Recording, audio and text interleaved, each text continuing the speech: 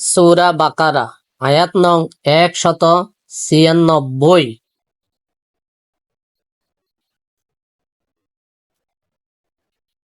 আর তোমরা আল্লাহর উদ্দেশ্যে হজ ওমরা পরিপূর্ণভাবে পালন করো। যদি তোমরা বাধাপ্রাপ্ত হও তাহলে কোরবানির জন্য যা কিছু সহজলভ্য তাই তোমাদের উপর ধার্য।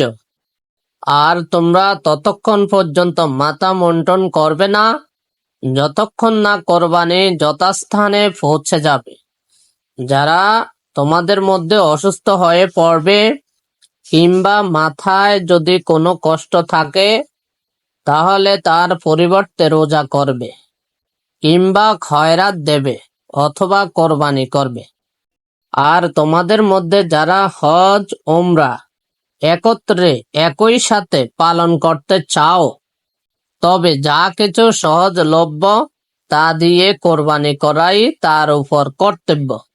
বস্তুত যারা কোরবানির পশু পাবে না তারা হজের দিনগুলোর মধ্যে রোজা রাখবে ৩টি আর ৬০টি রোজা রাখবে ফিরে যাবার পর। এভাবে ১০টি রোজা পূর্ণ হয়ে যাবে। এই নির্দেশটি তাদের জন্য যাদের পরিবার পরিজন মসজিদুল হারামের আশেপাশে বসবাস করে না।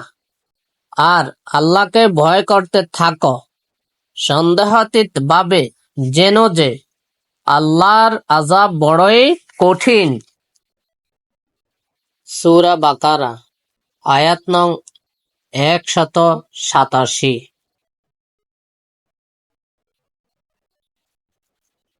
রোজার সময় রাতের বেলা স্ত্রীদের কাছে যাওয়া তোমাদের জন্য হালাল করে দেওয়া হয়েছে।